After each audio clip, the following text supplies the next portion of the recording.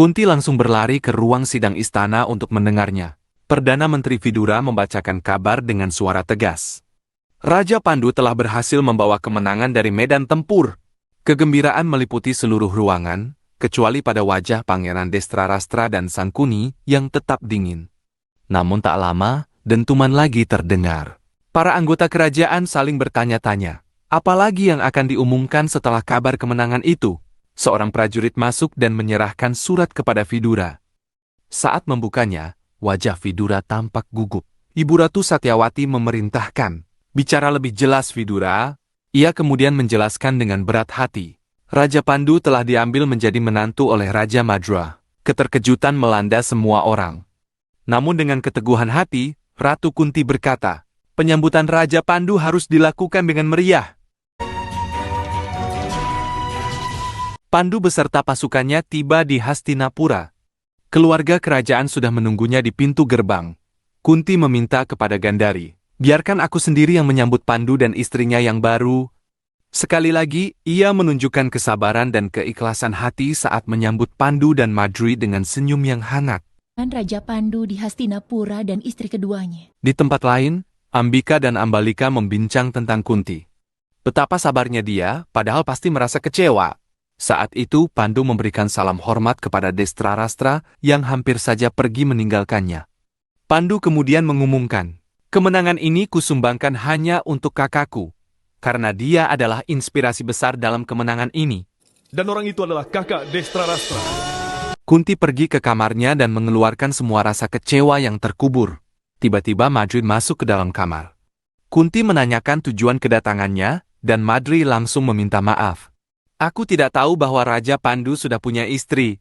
Kunti dengan hati yang lapang berkata, jangan bersedih lagi, aku sudah memaafkanmu. Tak akan ada persaingan antara kita berdua. Kita akan mendapatkan hal yang sama. Setelah itu, Madri meninggalkan kamar Kunti. Di kuil siwa milik keluarga Hastinapura, Gandhari sedang melakukan pemujaan bersama Sukda. Mereka membicarakan nasib Kunti. Baru sehari menikah, tiba-tiba harus menerima istri kedua suaminya. Gandhari berkata dengan keyakinan, aku yakin Pandu akan selalu adil dan penuh kasih sayang. Sukda menimpali. Dan Ratu Kunti juga punya hati yang baik, mudah akrab dengan siapapun. Tiba-tiba seorang pelayan datang dengan suara keras. Pangeran Destrarastra memanggil Putri Gandhari agar segera datang ke kamarnya. Kabar itu membuat Gandhari terkejut kaget. Destrarastra memanggil Gandhari ke kamarnya. Dengan suara yang penuh emosi, ia bercerita, aku merasakan sesuatu yang aneh di dalam diriku antara kemarahan dan kasih sayang. Dan aku tahu, kasih sayangku pada Pandu lebih besar daripada rasa iri dan hasrat balas dendam. Ambisi untuk menjadi raja mulai memudar di hatinya. Kenapa harus aku yang jadi raja? Sekarang pun aku dihormati lebih dari seorang raja. Nanti, ketika anakku menjadi yang tertua di dinasti, dia akan menggantikan Pandu sebagai raja. Kemudian ia meminta maaf kepada Gandhari yang pernah ditolaknya. Tolong terimaku kembali. Raja Pandu bersama kedua istrinya sedang berjalan-jalan di hutan. Madri melihat seekor rusa yang indah dan meminta Pandu untuk mendapatkannya. Kunti menyarankan, jangan bunuh rusa itu, aku merasa kasihan padanya. Madri terus memujuk, membuat Pandu merasa risih dan akhirnya menengahinya. Ia menuruti permintaan Madri, memerintahkan mereka untuk tetap di tempat, lalu memacu kudanya mengejar rusa itu. Ketika sudah dekat, Pandu menyiapkan anak panahnya dan mencari suara rusa. Saat mendengar bunyinya, ia segera melepaskan panah jelap, tepat mengenai sasaran. Namun, jeritan manusia menggema bersama dengan suara itu. Pandu segera mendekat dan terkejut menyadari bahwa yang ia panah adalah Resi Kindama, yang sedang bersama istrinya. Keduanya tewas terkena panahnya. Sebelum menghembuskan nafas terakhir, Resi Kindama mengutuknya dengan keras. Jika engkau berhubungan dengan wanita dan melakukan keintiman, engkau akan mati seketika itu juga. Di Hastinapura, hiburan digelar oleh Badut Dundumali. Dengan gurauannya yang jenaka, ia mengajukan pertanyaan yang satu persatu dijawab dengan benar oleh Bisma dan Vidura. Lalu ia menyampaikan pesan penting. Pangeran Destrarastra akan segera memiliki anak. Putri Gandhari sedang hamil.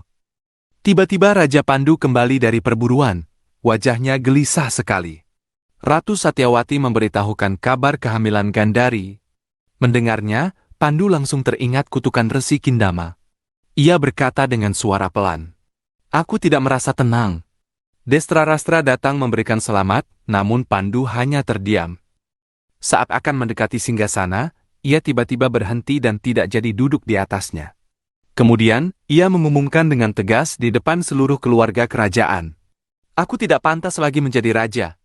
Aku turun tahta dari kerajaan Hastinapura." Keterkejutan melanda semua orang, kecuali Sangkuni yang menunjukkan senyum di wajahnya. Ini, aku turun tahta dari kerajaan Hastinapura. Pandu bertemu dengan pamannya Bisma yang berusaha menasehatinya. "Kebahagiaan Ibu Ratu dan ketenangan kerajaan akan hancur jika engkau pergi. Jalankanlah saran dari Guru Kwipa dan Vidura, lakukan amal dan pertobatan untuk menebus kesalahanmu." Namun Pandu tetap bersikeras. "Aku harus mengundurkan diri dan menjalani pengasingan." Pandu menjelaskan bahwa seorang raja akan kesulitan mendapatkan hukuman jika ia melakukan kesalahan. Maka Pandu ingin ia mundur demi melakukan pertobatannya. Bisma tidak ingin tahta Hastinapura kembali kosong. Ia menyarankan agar Pandu menjalankan sebagai raja sekaligus seorang pertapa. Pandu kembali menolaknya, meskipun dibujuk dan dirayu oleh pamannya. Pandu meminta restu dan izin pamannya untuk menjalankan dan melanjutkan kehidupannya di hutan saja untuk memenuhi hukuman dan pertobatannya. Semoga dewa. Sangkuni mulai menghasut Destrarastra dengan kata-kata cerdiknya. Destrarastra merasa iba dan kasih sayangnya kepada Pandu, dan ia tidak ingin Pandu tinggal di hutan, sehingga ingin hentikan kata-kata Sangkuni yang mendukung Pandu untuk tinggal di hutan. Pangeran Sangkuni terus-menerus mencoba untuk menghasut dan membakar hati untuk membenci Pangeran Pandu. Tiba-tiba Gandari datang dan dengan kencang memanggil kakaknya untuk menghentikan hasutannya.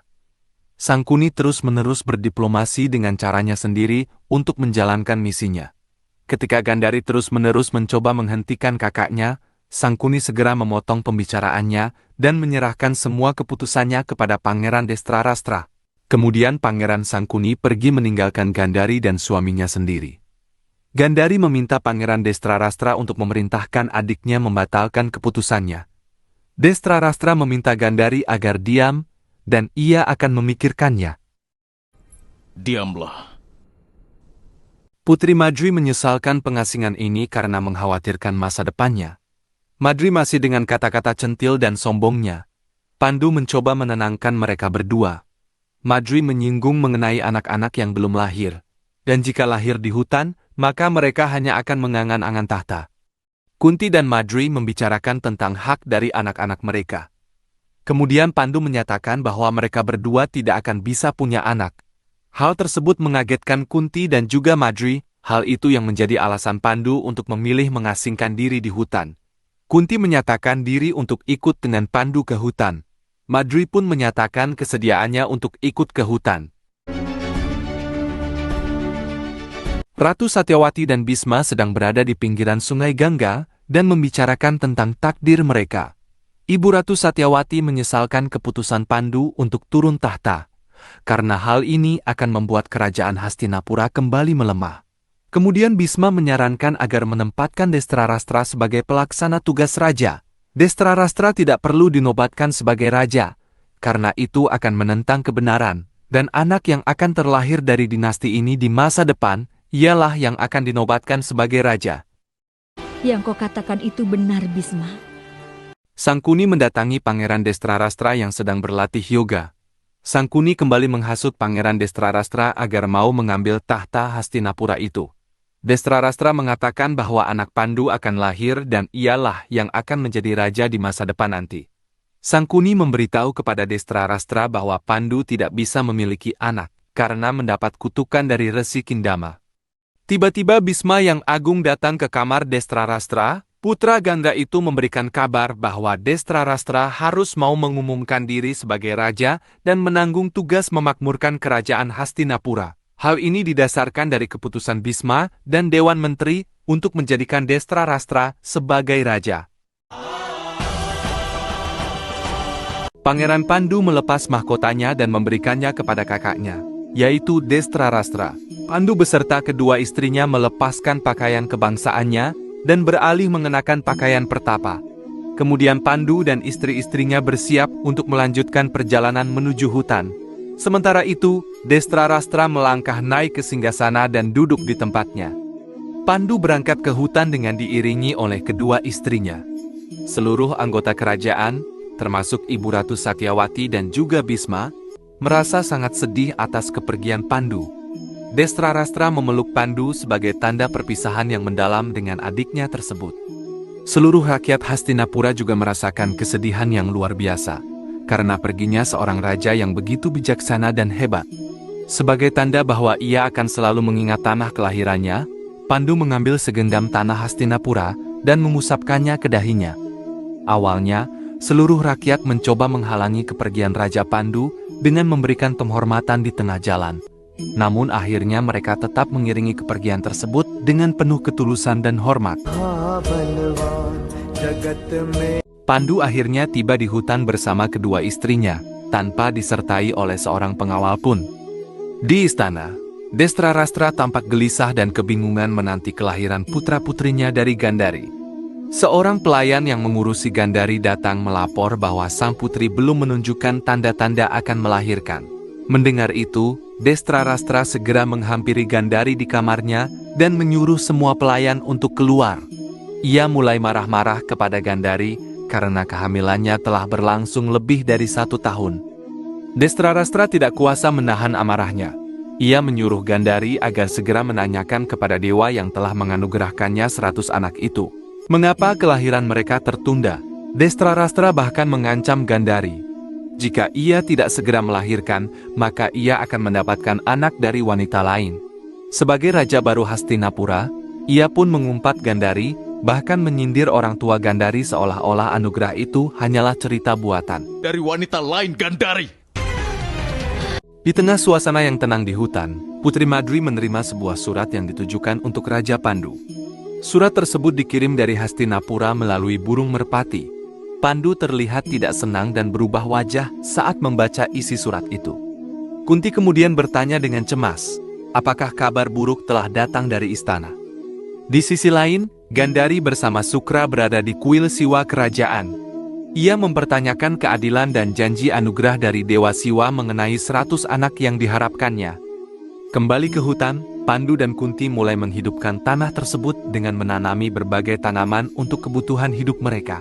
Di sela-sela kegiatan itu, Kunti berbincang dengan Pandu. Ia bertanya, apakah hubungan seorang raja dengan istrinya hanya terikat melalui anak saja? Ia mengkhawatirkan nasib kakak iparnya, Destrarastra dan Gandhari. Raja Pandu menjawab dengan pertanyaan balik. Apakah Kunti menanyakan hal itu karena Pandu tidak bisa memberikan keturunan? Pandu kemudian menjelaskan bahwa Hastinapura pernah mengalami hal serupa saat kematian Raja Wicitrawirya yang tidak memiliki anak. Saat itu, Bisma dan Ratu Satyawati meminta bantuan begawan biasa untuk memberikan keturunan melalui upacara niyok. Kunti pun menyadari dan bertanya, apakah hal itu disebut niyok? Pandu membenarkannya.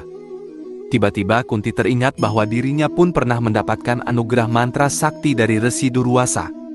Dengan sedikit gugup namun tegas, Kunti membuka rahasia yang selama ini ia simpan. Ia menceritakan bahwa ia memiliki mantra khusus untuk memanggil para dewa guna melakukan niyok. Mendengar hal itu, Pandu merasa sangat senang dan bersyukur. Pandu segera meminta Kunti untuk menggunakan mantranya. Ia memohon agar Kunti memanggil Dewa Dharma, agar mereka dianugerahi seorang putra yang bijaksana, berpengetahuan luas, dan menjunjung tinggi kebenaran. Seluruh dunia akan menerimanya sebagai anakku.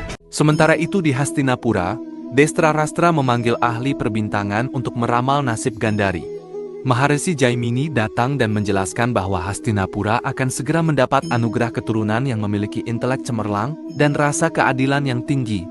Namun, Maharesi juga memperingatkan bahwa jika anak tersebut tidak lahir sebelum 1 bulan dan 12 hari, maka ia akan dianggap sebagai keturunan setan dan menjadi aib besar bagi kerajaan. Maka anak itu akan dianggap sebagai keturunan setan.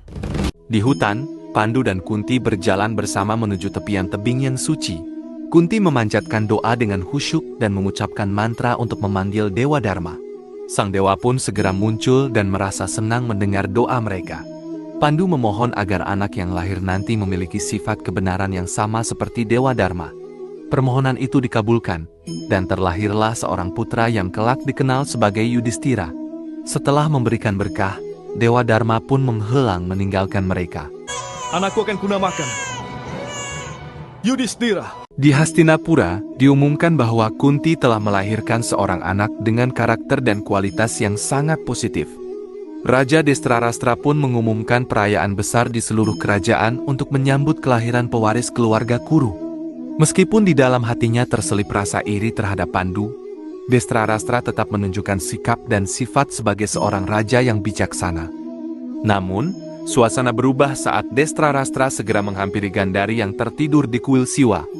Ia kembali marah-marah, menginginkan anaknya segera lahir, dan bahkan kembali mengumpat kepada dewa.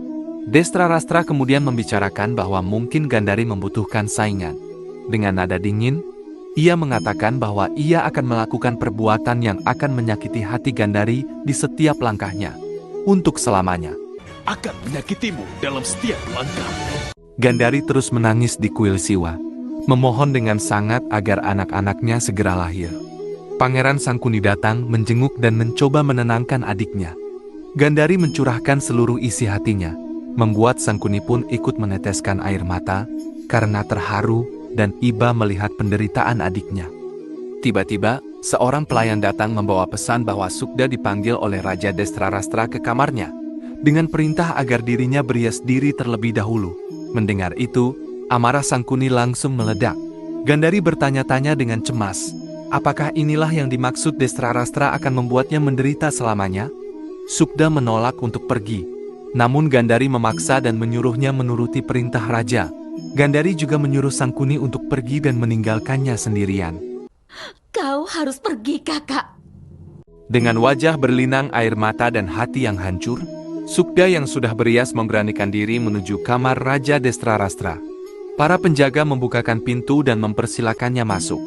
Raja Destrarastra sudah menunggu di dalam, dan segera setelah Sukda melangkah masuk, pintu kamar itu ditutup rapat. Sementara itu, kesabaran Gandari sudah habis. Dalam keputusasaan, ia memukul-mukul perutnya sendiri sambil berteriak meminta agar anak-anaknya segera keluar. Ia menangis sejadi-jadinya dan menjerit kesakitan. Para pelayan segera berlarian masuk ke dalam kuil untuk menolongnya. Gandari memang benar menunjukkan tanda-tanda akan melahirkan. Seluruh tenaga dikerahkan untuk membantunya. Namun, ketika Ratu Ambika dan Ambalika melihat apa yang dilahirkan, mereka terkejut setengah mati. Yang keluar dari rahim Gandari bukanlah bayi, melainkan sebuah gumpalan daging. Gandari bertanya dengan lemah di mana bayinya, karena ia tidak mendengar suara tangisan. Ratu Ambika menjawab dengan getir, menjelaskan bahwa yang dilahirkan bukanlah bayi, melainkan hanya sepotong gumpalan daging. Ucapan itu bagaikan petir yang menyambar hati Gandari. Ia mencoba meraba-raba mencari bayinya, namun saat tangannya menyentuh gumpalan daging tersebut, ia langsung pingsan tak berdaya.